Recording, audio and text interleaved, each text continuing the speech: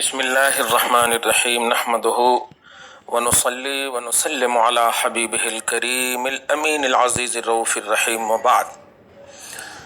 سامعین و ناظرین، آپ یہ پوسٹ دیکھ رہے ہیں جو تحریر میں ہے، اس میں لکھا ہے یہ ہیں اللہ کے ولیوں کی قبریں، نہ دربار، نہ میلہ، نہ عرس، نہ سجدے، نہ ڈھول، نہ دھمال، نہ کوئی خرافات۔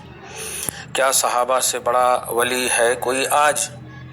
ڈائریکٹ اس جملے سے غوث اعظم، خواجہ غریب نواز، بندہ نواز اور جتنے بھی صحابہ کے علاوہ ہیں سب پر یہ ریمارک کرنا چاہتے ہیں۔ میں بس قرآن پاک سے صحابہ کرام کے ساتھ ساتھ اللہ کے ولیوں کی عظمتیں آپ کے سامنے رکھ دوں۔ سب سے پہلی بات یہ کہ ہم بھی اس بات کو، کیا اہل سنت والجماعت کا عقیدہ یہ ہے کہ ولیوں کی قبروں کے آداب ملحوظ ہمیشہ رہنے چاہیے، واقعی وہاں دنیاوی طور پر نہ میلہ ہو اور نہ ہی سجدے۔ تو ہمارے نزدیک کیا بالاتفاق شریعت محمدی میں سجدے حرام ہے، ڈھول دھمال یہ خرافات کی جتنی بھی چیزیں ہیں یہ بالکل حرام ہے۔ تو جب ہم اس کے قائل ہی ہیں تو ہم پر یہ الزام کیوں تراشا جا رہا ہے؟ ایک بات۔ دوسری بات، عوام کا عمل، عوام کی کارکردگی، عوام کی حرکتیں، یہ اہل سنت والجماعت نہیں ہے۔ اہل سنت والجماعت کا بیس قرآن اور حدیث ہے۔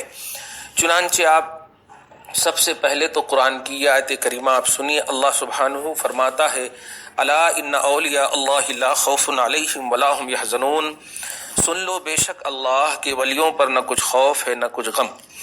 یہ تو شان ہے ان کی۔ اب ذرا دیکھیے، یہ جو کہنا چاہتے ہیں کہ ایک دم مطلب سنسان اللہ کے ولیوں کو رہنے دو، وہاں مطلب یہ کہ فیوز و برکات حاصل کرنے کے لیے مت جاؤ، یہی اصل کہنا چاہ رہے ہیں۔ لیکن آپ غور کریں، اسی آیت نمبر سورہ یونس کی آیت نمبر 62 کے بعد 63 الذین آمنوا وکانوا یتقون، یہ ایمان ولیوں کا اسٹیٹس اور ان کا ڈیفینیشن، ان کی تعریف بتائی گئی۔ لیکن ساتھ ہی ساتھ آیت نمبر 64 میں اللہ سبحانہ فرماتا لہم البشریٰ فی الحیات الدنیا وفی الآخرہ، جملے پہ غور کریں، انہیں خوشخبری ہے دنیا کی زندگی میں بھی اور آخرت کی زندگی میں بھی۔ یہ کیا ہے خوشخبری دنیا کی زندگی میں؟ تفسیر میں تو بہت ساری باتیں آئی ہیں، لیکن سب سے امپورٹنٹ جو مسلم شریف کے حدیث کے حوالے سے ہے، آپ ذرا غور کریں۔ اللہ کے رسول صلی اللہ علیہ وسلم سے عرض کیا گیا اس شخص کے لیے کیا ارشاد فرماتے ہیں جو نیک عمل کرتا ہے اور لوگ اس کی تعریف کرتے ہیں؟ فرمایا یہ مومن کے لیے بشارت ہے۔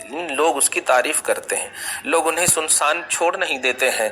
ہاں سعودیوں نجدیوں محسوس کرو، لوگ اس کی تعریف کرتے ہیں، یہ ہے مومن کے لیے بشارت عاجلہ۔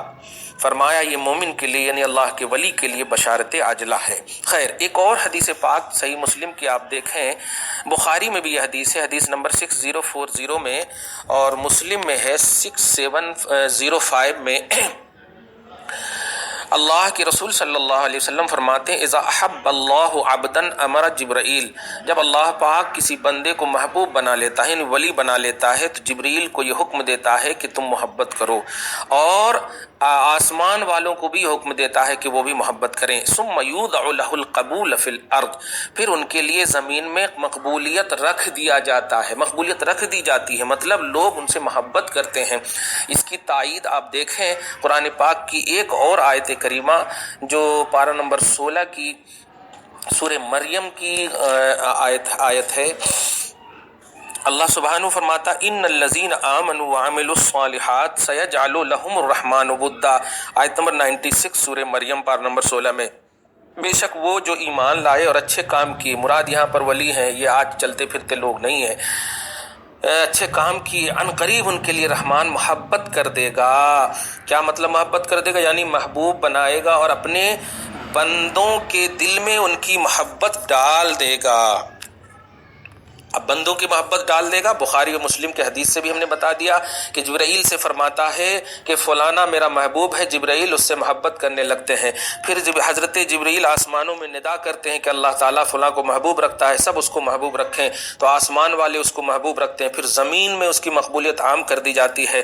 اب ذرا آپ بتائیں، اولیاء کاملین کو سنسان چھوڑ دینے کو بیس بنایا جائے؟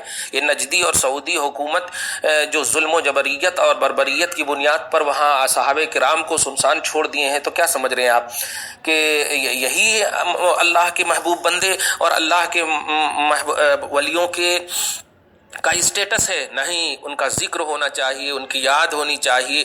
آسمانوں میں ان کی یاد اللہ پاک کرواتا ہے، جبرائیل کی زبان پر یاد کرواتا ہے۔